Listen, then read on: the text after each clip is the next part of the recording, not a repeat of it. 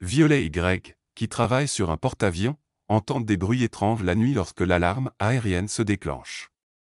Violet presse que quelque chose d'anormal se passe sur le pont supérieur. Entourée de chaos, elle remarque que Greg est introuvable. Un copilote désespéré pointe l'horizon, où quelque chose s'approche à grande vitesse.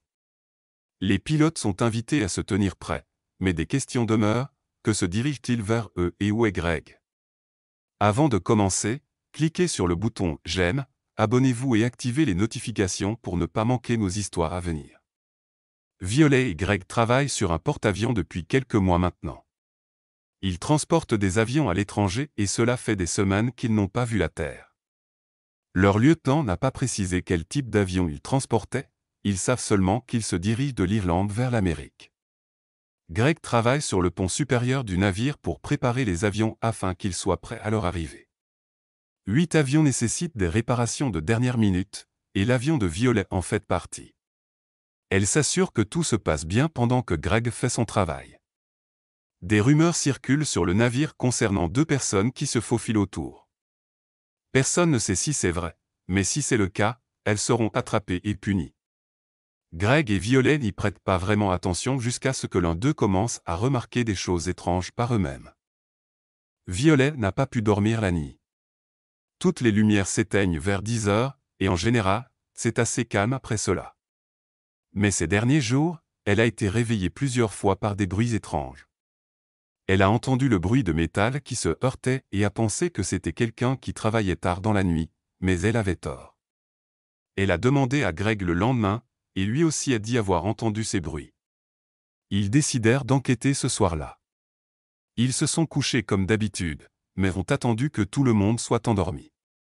Puis, ils sont sortis discrètement de leur chambre et se sont retrouvés dans l'escalier. Il était interdit, selon le contrat, que des hommes et des femmes sortent de leur chambre. Tout le monde était séparé et avait même des toilettes attenantes à leur chambre pour ne pas avoir à se promener dans les couloirs la nuit. C'est pourquoi ils devaient être particulièrement prudents pour ne pas se faire prendre. Violet arriva la première à l'escalier. Elle écouta attentivement le silence. Dès qu'elle entendit des pas, elle pensa que ce serait Greg, mais ensuite elle entendit une voix qu'elle ne reconnaissait pas. Elle se cacha rapidement derrière les marches et espéra le meilleur. Le cœur de Violet battait de plus en plus fort à mesure que les pas se rapprochaient. Celui qui arrivait était de l'autre côté de la porte juste à côté d'elle. La poignée baissa et la porte s'ouvrit lentement. À sa grande soulagement, c'était Greg qui venait de franchir la porte. C'est alors qu'ils entendirent à nouveau le bruit. Le son était faible, mais il venait certainement du bas. Le duo savait qu'il devait découvrir ce que c'était. Il se pourrait que quelque chose soit cassé et que le navire soit en danger. Ils s'attendaient à arriver au bon étage après chaque escalier, mais le bruit ne semblait jamais se rapprocher. Le son devait venir de la partie la plus basse du navire. Le bruit avait été étrange, mais elle était fatiguée et ce n'était définitivement pas dans son domaine. Il était probable que quelqu'un travaillait tard, comme c'était courant sur le navire. Greg décida de continuer et promit de prévenir Violet s'il trouvait quelque chose d'étrange. Violet était satisfaite de cela et retourna au lit. Heureusement, toutes ses colocataires dormaient encore. Elle n'avait aucune idée de ce qu'elle aurait fait si elle avait été prise. La cargaison qu'ils ajouteraient à leur navire était extrêmement précieuse et dangereuse. Elle n'était pas sûre de ce que c'était, mais tout le monde savait que la sécurité allait être renforcée. Mais lorsque Violet se réveilla, elle savait que quelque chose n'allait vraiment pas. Violet se leva et se rendit au travail. Elle s'attendait à trouver Greg travaillant sur son avion, mais il n'était nulle part en vue. Elle attendit une demi-heure, mais il ne se montra pas. Elle décida de demander à son lieutenant où était Greg, mais celui-ci lui donna plus de questions que de réponses. La réponse du lieutenant était vague. Il dit à Violet de s'occuper de ses affaires et que Greg avait été transféré pour travailler sur une autre partie du navire. Mais pourquoi ? Peut-être qu'il avait été attrapé et enfermé, mais cette nouvelle aurait circulé rapidement. Alors, où était Greg ? Violet descendit chercher Greg pendant sa pause déjeuner. Elle avait presque descendu 10 étages quand elle entendit à nouveau le bruit étrange. C'est alors qu'elle se rendit compte de ce que c'était. C'était du code Morse. Violet pâlit et savait qu'elle devait prévenir quelqu'un du message du code. Ils allaient être attaqués. C'est alors que les alarmes aériennes se déclenchèrent. Le chaos éclata dans tout le navire, et tout le monde se précipita vers ses stations avec les ordres de se tenir prêt à décoller. Violet pensa au début qu'il s'agissait d'un exercice pour tester leur sécurité, mais lorsqu'elle monta sur le pont, elle remarqua quelque chose à l'horizon.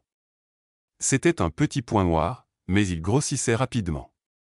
Tous les pilotes montèrent dans leurs avions et attendirent. L'avion de Violet avait été réparé ce matin-là, et elle monta aussi. Mais c'est alors qu'elle remarqua autre chose. L'objet se rapprochait de plus en plus chaque seconde, mais il lui semblait familier. Elle l'avait vu sur le quai la veille au soir. Il allait être chargé sur le navire aujourd'hui. C'est alors que les rouages commencèrent à tourner dans sa tête. C'était une idée folle, mais peut-être que c'était un exercice pour tester leur sécurité, surtout puisque ce petit point noir dans le ciel était extrêmement dangereux et précieux. Si quelqu'un venait à voler l'objet et l'utiliser contre eux, cela pourrait entraîner une situation très délicate. La tension sur le pont était palpable. Violet, comme tous les autres pilotes, attendait l'ordre de décoller, sachant que ce qui s'approchait d'elle dans le ciel était terrifiant. Elle espérait que sa théorie était correcte, sinon cela pourrait être son dernier vol. Le silence à bord du SS Aurora était presque assourdissant. Les membres de l'équipage échangeaient des regards inquiets. Là, un objet énigmatique se profilait dans l'immensité du ciel. Les instruments bipaient leurs avertissements, augmentant la peur grandissante, mais personne n'osait parler de ce qu'ils pensaient tous. Un calme étrange s'installa sur le navire lorsqu'une voix inconnue crépita à travers la radio, donnant l'ordre d'une reconnaissance immédiate. L'inquiétude de l'équipage s'intensifia. Des murmures de spéculation se firent entendre. Le poids de la décision pesait lourdement. Qui serait choisi pour confronter l'inconnu? Tous les regards se tournèrent vers Violet lorsque le commandant Kerr posa son regard sur elle. Le message non dit était clair, elle était le meilleur choix. Dans le vaste hangar du navire, les techniciens s'affairaient autour du jet de Violet, le Falcon. Chaque composant était minutieusement inspecté, des propulseurs ou systèmes de communication à bord. Violet, vêtue de son costume de pilote, observait attentivement. Elle écoutait attentivement le technicien en chef qui lui expliquait les ajustements mineurs effectués sur les capacités de défense du Falcon. Après une profonde inspiration, Violet monta dans le cockpit, se préparant mentalement à ce qui l'attendait. Le rugissement des moteurs du Falcon brisa le silence lorsque les portes du hangar s'ouvrirent. L'équipage du navire regardait avec admiration, beaucoup en voyant des prières silencieuses. La prise de Violet se resserra sur les commandes. L'objet mystérieux grandissait dans son champ de vision à chaque battement de cœur. Elle vola plus près, ses capteurs émettant des bips continus, collectant des données. L'immensité inconnue s'étendait devant elle, mais elle ne fléchissait pas. À l'intérieur du pont d'observation du SS Aurora, tous les regards étaient fixés sur les écrans d'affichage. Le petit point lumineux représentant le jet de Violet se dirigeait lentement vers l'entité inconnue dans l'immensité. Ses collègues pilotes, techniciens et même les nettoyeurs du navire s'étaient rassemblés là, partageant l'attention. Chaque personne s'accrochait à l'espoir qu'il pouvait rassembler, encourageant silencieusement Violet à avancer, priant pour son retour en toute sécurité. À mesure que le nuage nébuleux entourant l'objet se rapprochait, l'incertitude s'insinuait dans l'esprit de Violet. Les doigts serrant les commandes, elle ferma brièvement les yeux, se préparant à ce qui l'attendait. Pénétrant la brume épaisse du nuage, une vue étrange s'offrit à ses yeux. Enfermé dans le rideau brumeux se trouvait un aéronef comme aucun autre qu'elle n'ait jamais vu. Son design était d'une autre dimension, avec des lignes élégantes et des surfaces scintillantes qui défiaient les principes conventionnels de l'aérodynamisme. Intriguée, Violet tenta d'établir une liaison de communication, espérant découvrir l'intention du vaisseau. Juste au moment où Violet commençait ses tentatives de contact, son casque éclata de bruit statique. Elle lutta pour régler sa radio, mais chaque fréquence était submergée. Les écrans affichèrent des données fragmentées, rendant presque impossible de transmettre sa découverte au SS alarmé par les perturbations croissantes. L'instinct de Violet lui criait de revenir à la sécurité du navire. En engageant ses propulseurs, elle tenta de s'éloigner de l'aéronef mystérieux. Mais lorsqu'elle initia son protocole de descente, les voyants d'alerte clignotèrent. Les systèmes d'atterrissage étaient en panne. La panique menaçait de l'engloutir. En jetant un coup d'œil vers le bas, Violet remarqua un mouvement rapide sur le pont de l'Aurora. De son altitude, elle ne pouvait discerner les détails, mais les signes évidents du chaos en dessous étaient évidents. Le cœur battant la chamade, elle aurait voulu apporter de l'aide ou du moins comprendre la cause du tumulte. Au milieu de la confusion, un jet de la flotte de l'Aurora commença à rouler. À la grande stupéfaction de Violet, l'avion s'élança soudainement sans avertissement, ses moteurs rugissant furieusement alors qu'il s'élevait du pont. L'avion semblait se déplacer de sa propre volonté sur le pont de l'Aurora. La panique s'intensifia alors que le jet indiscipliné traversait la piste. Les membres de l'équipage se dispersaient dans toutes les directions, cherchant désespérément à éviter son chemin imprévisible. Les alarmes hurlaient. Des voyants rouges projetaient une lueur menaçante. Des cris urgents remplissaient l'air. En observant le chaos qui se déroulait en dessous, une détermination nouvelle envahit Violet. Elle ne pouvait pas rester une spectatrice passive. Poussant son jet de manière abrupte, elle poursuivit l'avion en fuite. Son parcours semblait sans but, zigzagant à travers le ciel. Elle rétrécit l'écart, serpentant entre les nuages. Ses capteurs se concentraient sur sa trajectoire. Alors que Violet ajustait sa fréquence radio pour tenter d'appeler le jet hors de contrôle, une cacophonie de statique envahit ses oreilles. Cependant, à force de persévérer, la perturbation commença à s'estomper, remplacée par une voix brisée mais discernable. La radio grésilla, et après une brève hésitation, la voix se stabilisa. C'était Greg. Un soulagement traversa Violet en un instant avant que la confusion ne prenne le dessus. Pourquoi était-il dans cet avion? Des questions sans réponse tourbillonnaient dans son esprit tandis que ses paroles urgentes résonnaient dans l'appel, l'incitant à suivre. Sa voix était teintée d'urgence. Le tumulte dans son cœur s'intensifia, déchiré entre son devoir et sa loyauté. Résolu à découvrir la vérité, Violet continua. Les moteurs de son jet rugissaient en tandem avec son cœur qui battait à toute vitesse. L'horizon se brouillait alors que les deux avions dansaient dans un ballet à haute intensité à travers le vaste ciel. Chaque virage brusque et chaque descente soudaine était suivi d'une manœuvre tout aussi habile. Son devoir de pilote et ses sentiments pour un ami entraient en conflit, rendant chaque seconde un test de détermination. À mesure que les minutes passaient, il devenait évident que ce n'était pas un simple jeu du chat et de la souris. Le parcours de Greg suggérait une destination, un but. Chaque mouvement était calculé. Chaque virage délibéré. Les nuages passaient rapidement tandis que le soleil entamait sa descente, projetant une teinte dorée sur la poursuite. Alors que Violet se rapprochait de l'avion de Greg, ses manœuvres devinrent erratiques, de la fumée sortant d'un moteur.